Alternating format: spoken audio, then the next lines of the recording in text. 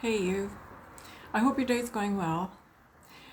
I had a chat with a friend yesterday that was rather eye opening for me. She saw my video last week where I talked about being hard of hearing and talked about communication tips for people who are hard of hearing. And she said to me, you told me you were hard of hearing. She's a fairly new friend. You told me you were hard of hearing, but I had no idea what that meant really. And it just got me thinking. And she suggested to me that maybe I should talk about that more because there are a lot of people who do have difficulty hearing and may not talk about it, may not really have some ideas about what they can do to make life better for themselves and the people around them. So last week's message was much geared to hearing people who live with hard of hearing people because I had communication tips. But I'm going to be talking more, I think, to people who have hearing loss. And because I find myself in this situation a lot. It happened the other day, as a matter of fact. We were visiting friends, and we've known these people for 10 years. And she started talking about how she had difficulty hearing in some situations. And it got into this long conversation about helping her to get some ideas about testing and what to learn from an audiologist. And you know how sometimes you've heard people say, name one thing that you can talk about for 20 to 30 minutes, unscripted, off the top of your head. What would that be? And for me, it's talking about hearing loss and giving people ideas about where they can get tested, and what kind of hearing aids and all of that kind of thing. So that's my 20-minute dialogue. I'm looking at my notes. I was first diagnosed with hearing loss when I was 26, but it started earlier than that. I'm sure it started at about puberty. I had a streptococcus infection when I was about 12 years old, and I was given an antibiotic that at that time nobody realized could have the side effect of destroying a certain amount of hearing function. But looking back, we believe that's what happened.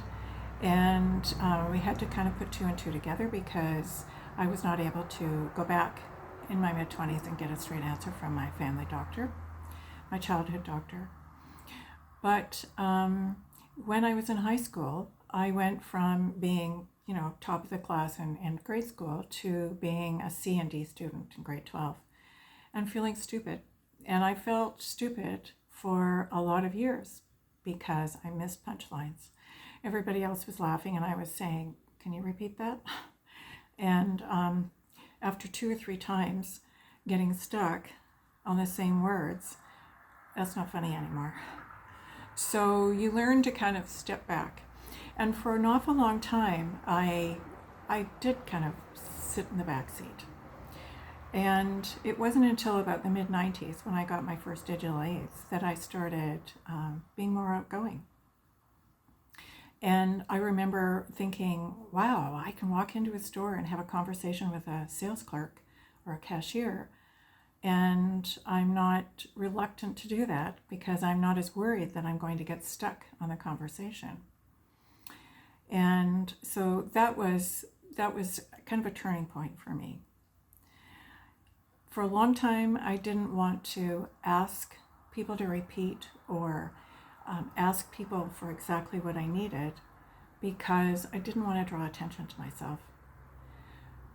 But it's important when you are not hearing well that you learn about that hearing loss.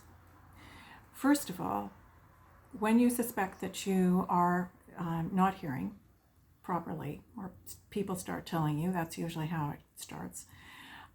It takes an average of 7 years, as I think I mentioned before people realize that they need to do something about the hearing loss. And they think, oh, well, they're just going to tell me I need hearing aids and I'm not old enough to wear hearing aids and I don't want people to notice that I'm wearing hearing aids. But I will say to you that it's so much more important to stay engaged in life, because when you have hearing loss, you're cut off from other people, and you're socially cut off. So I would urge you, if you have hearing loss or know of somebody who does, who's close to you, get that person to get their hearing tested. And yes, you'll have to pay for it. Go to an audiologist, somebody who has a master's degree in audiology. I like nonprofit companies myself. I am very fortunate to have a hard of hearing audiologist, so she understands what life is like for me.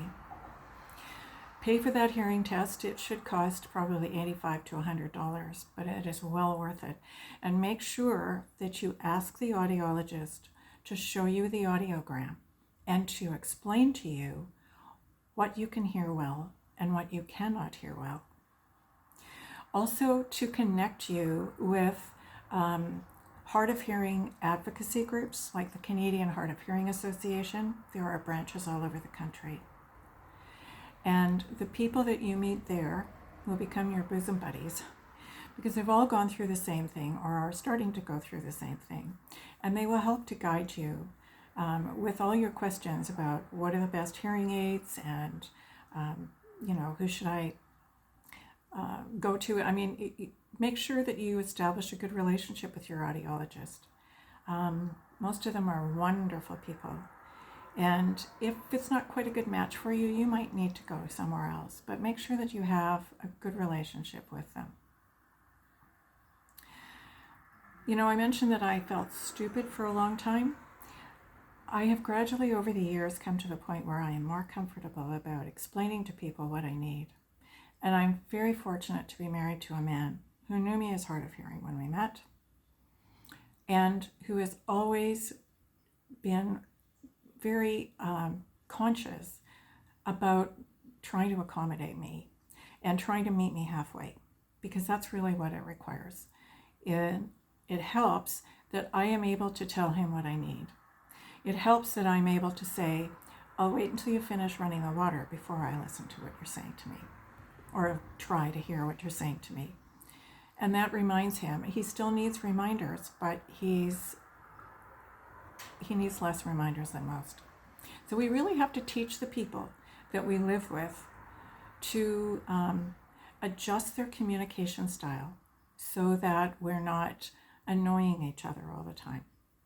That's really what it is. The other thing that happens with hearing loss is that there's a certain amount of anxiety that goes with it. And I know that I have a need for a certain amount of control, because I go into a situation, if I go into a restaurant, I pick where I'm going to sit at the table based on how I'm going to be able to see and hear people best. If I go into a classroom or a lecture, it's the same thing. I sit in a place, in a position where I need to know where the speaker is going to be, and so the speaker is always somewhere over here or directly in front of me, because this is my better side.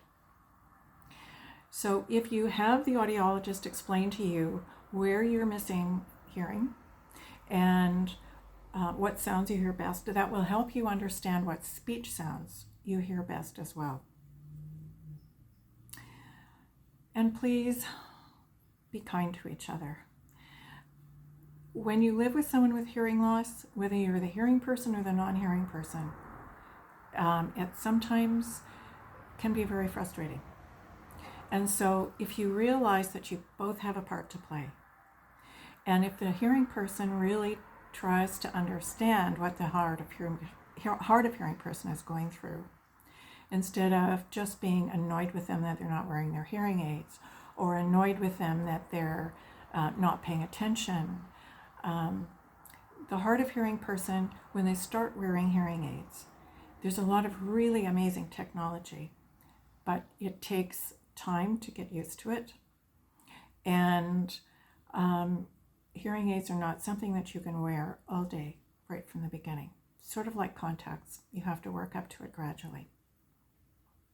So I hope this is helpful. If you would like a copy of my communication tips, just drop me a note in the comment, and I will send you a graphic that I have that you can print to 8.5 by 11 size or postcard size and put it on your fridge, because that really helps. Anybody who walks into the kitchen, it's right there. And hopefully that will help to make communication a little easier. And let's start the conversation. Let's take hearing loss out of the closet, because it's a fact of life. And if you need some support with hearing loss, please reach out to me. I'm happy to help. And if you live with someone with hearing loss, start talking to them about how you can communicate more successfully and make life a lot simpler, a lot happier. So I hope this has been helpful, and I look forward to seeing you again. Bye-bye.